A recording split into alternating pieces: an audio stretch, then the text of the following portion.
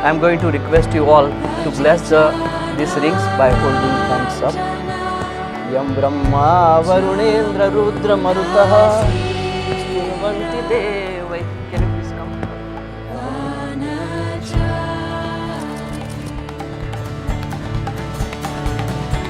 It gives me great pleasure to declare Tulsi and Abraham as married couple. Let's give them a big hand.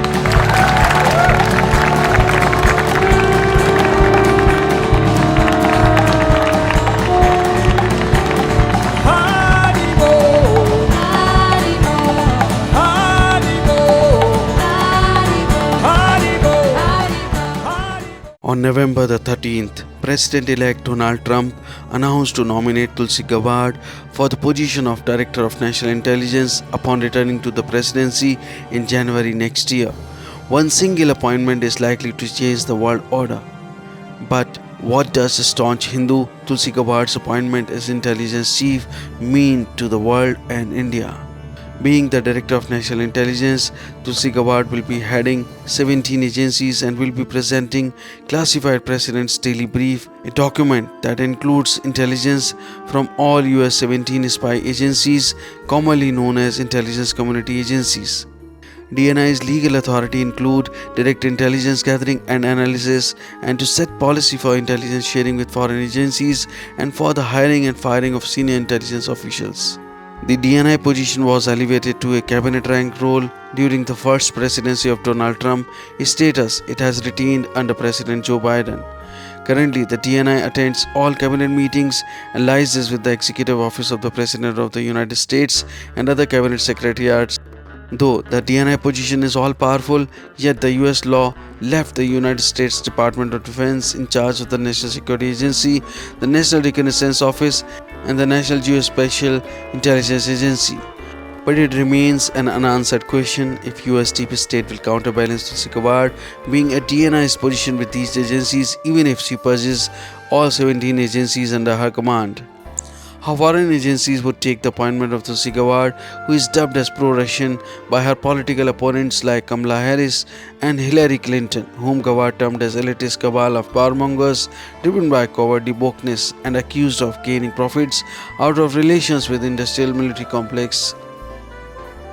Would Gabbard's taking over as DNI impact the working of Five Eyes, the intelligence sharing grouping of 5 powerful countries including the United States, United Kingdom, Canada, Australia, and New Zealand? I'm going to sound the same warning now that I have been for years, going all the way back to 2020 when both Kamala and I were running for president on the Democratic ticket. She is unfit and unqualified to be our president and commander-in-chief and would be incredibly dangerous in that position. The prospect of Kamala Harris making decisions about war and peace and where to send my brothers and sisters in uniform into harm's way is not only terrifying to us, it should be terrifying to every American, knowing that we would all pay the price for her dangerous actions and dangerous decisions. Everything you've heard me say about Hillary Clinton, the queen of warmongers, can also be said of Kamala Harris. There should be no question in your mind that if Kamala is allowed to be our president and commander-in-chief, she'll be the maidservant of this queen of warmongers, the head of this elitist cabal of warmongers that has gotten us into this place. They're the ones who've been calling the shots behind Joe Biden's presidency. They would continue to call the shots if Kamala Harris is president. And where have they led us? To the brink of war with multiple countries in all parts of the world, and closer to the brink of nuclear war and Armageddon now than ever before. Why many views Gabbard as pro-Russian while others in military see her savior of US military? First, need to look at her political and military career. Tulsi Gabbard is Hindu, but not of Indian origin. Her government biodata says Tulsi Gabbard was born in Loa, American Samoa in 1981, the 4th of 5 children. At the age of 2, Tulsi and her family settled in Hawaii, where as a teenager, she co-founded the Healthy Hawaii's Coalition, a non-profit teaching children to take care of themselves and the environment. An advocate for environmental policy, Tulsi ran for the Hawaii State Legislature in 2002 and became the youngest person ever elected. A year later, Tulsi joined the Hawaii's National Guard to serve Hawaii Citizens America. In 2004, Tulsi voluntarily deployed to Iraq with her fellow soldiers of the 29th Brigade, eventually serving 2 tours of combat duty in Middle East. Tulsi was awarded the Meritorious Service Medal during Operation Iraqi Freedom, was the first female distinguished honor graduate at Fort McClellan Officer Candidate School, and was the first woman to ever receive an award of appreciation from the Kuwaiti military on her second overseas tour. Tulsi continues to serve as a captain in the Hawaii National Guard's 29th Brigade Combat Team. In between her 2 tours, Tulsi worked in the US Senate as a legislature aide to Senator Daniel Akaka, where she advised the senator on energy independence, homeland security, the environment, and veterans affairs. In 2010, Tulsi ran for the Honolulu City Council and served as the chair of the Safety, Economic Development and Government Affairs Committee and vice chair of the Budget Committee. Representing Hawaii's 2nd Congressional District, Tulsi is one of the first 2 female combat veterans and the first Hindu to ever serve as a member of the US Congress from 2013 until 2021. She previously championed liberal causes like government-run healthcare, free college tuition, and gun control. These issues were part of the 2020 run for the Democratic presidential nomination, which she eventually dropped out of, endorsing Joe Biden. In 2022, she left the Democratic Party and initially registered as an independent, accusing her former party of being an elitist cabal of warmongers driven by cowardly wokeness. Gabbard announced at a Trump rally in September that she was joining the Republican Party. My love for our country, and specifically because of the leadership that President Trump has brought to transform the Republican Party and bring it back to the party of the people and the party of peace, that I'm proud to stand here with you today, President Trump, and announce that I'm joining the Republican Party.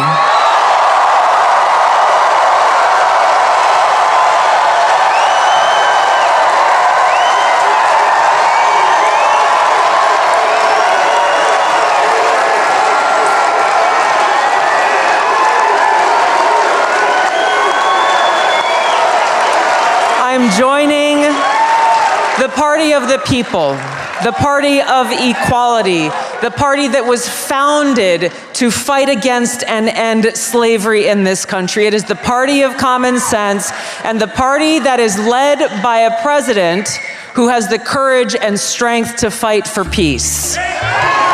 She released a video in September on social media site X that she and her husband has been flagged as a domestic terror threat by Biden administration in July, which she blamed on her rightward shift. On August 4th, federal air marshal whistleblowers came forward with very disturbing information. They revealed that I had been added to a secret terror watch list run by the TSA called Quiet Skies on July 23rd. This is the very same day my husband and I began to be subjected to those in-depth TSA searches. These are images of the TSA targeting package that the air marshals were given as part of their mission brief. I later learned that at least 3 air marshals were assigned to watch me every time I traveled, in the airport and on the flight. TSA deployed explosive K9 detection teams and a TSA explosive specialist. Now, this is extreme by any measure. What were they looking for? What kind of threat did they think I posed? What were they afraid that I was going to do? There are few statements of Tulsi Gabbard because of which she is dubbed as a pro-Russian or a Russian spy by her opponents and critics. The day Russia invaded Ukraine, Gabbard wrote on X that the Biden administration and NATO were responsible for the war, as there would have been no war if they would have accepted Russia's assertions. President Biden could end this crisis and prevent a war with Russia by doing something very simple, guaranteeing that Ukraine will not become a member of NATO. Because if Ukraine became a member of NATO, that would put US and NATO troops directly on the doorstep of Russia, which, as Putin has laid out, would undermine their national security interests. The reality is that it is highly, highly unlikely that Ukraine will ever become a member of NATO anyway. So the question is, why doesn't President Biden and NATO leaders actually just say that and guarantee it? Which begs the question of why are we in this position then? If the answer to this and preventing this war from happening is very clear as day, and really it just points to one conclusion that I can see, which is they actually want Russia to invade Ukraine. Why would they? Because number one, it gives the Biden administration a clear excuse to go and levy draconian sanctions, which are a modern day siege against Russia and the Russian people. And number two, it cements this Cold War in place. The military-industrial complex is the one that benefits from this. They clearly control the Biden administration. Warmongers on both sides in Washington have been drumming up these tensions. If they get Russia to invade Ukraine, then again, it locks in this new Cold War. The military-industrial complex starts to make a ton of more money than they have been in fighting Al-Qaeda or making weapons for Al-Qaeda. And who pays the price? The American people pay the price. The Ukrainian people pay the price. The Russian people pay the price. It undermines our own national security, but the military-industrial complex that controls so many of our politicians wins, and they run to the bank. Gabbard has also been accused of being friendly with Syrian dictator Bashar al-Assad, whom she met at the height of Syrian civil war. She has also been a denier of Assad's uses of chemical weapons on Syrians. As a congresswoman, she once introduced a bill to limit US activities in Syria. At a time when Russia was bombing Ukraine indiscriminately, Gabbard said that there were US-funded biolabs in Ukraine which would release and spread deadly pathogens to the US and the world. Here are the undeniable facts. There are 25 to 30 US-funded biolabs in Ukraine. According to the US government, these biolabs are conducting research on dangerous pathogens.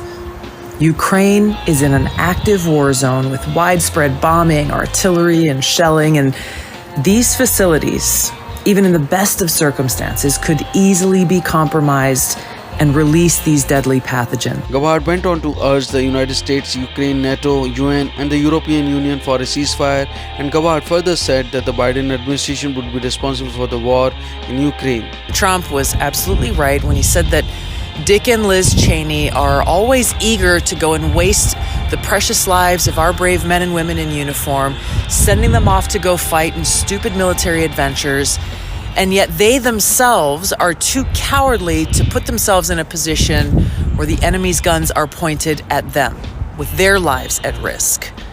So instead, they sit and hide in their ivory towers, without hesitation, sending others into harm's way. So President Trump speaking this truth is not a threat to anyone. It's the truth that voters need to know before this election is over. Listen to Trump say it in his own words and make your mind up for yourself. But the reason she couldn't stand me is that she always wanted to go to war with people. I don't want to go to war. She wanted to stay in Syria. I took them out. She wanted to stay in Iraq. I took them out. I mean, if it were up to her, we'd be in 50 different countries.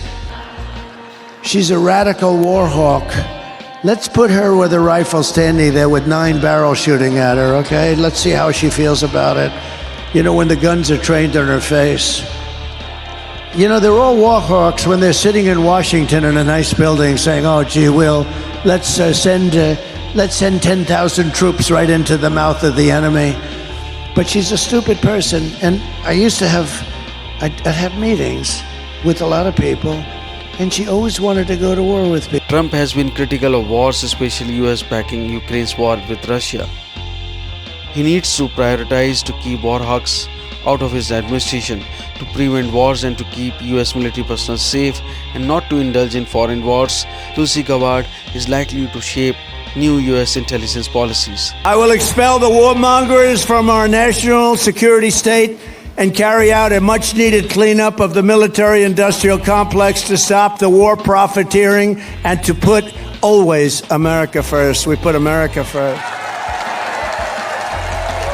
And we're going to end these endless wars. They never stop. You ever see these wars? They go on for 14 years, 20 years. Trump is definitely going to wage a war against drug cartel, and Tulsi Gabbard will be her intelligence eye. Trump administration is likely to play on intelligence reports to expose bribes, kickbacks, every payoffs, and corruption that is allowing the drug cartel to operate in other countries, especially Mexico. However, how successful will Tulsi Gabbard be at a time when US's deep state is all strong and all pervasive in agencies, DOD, and administration? Thanks for watching National Defense. Jai Hind, Vande Mataram.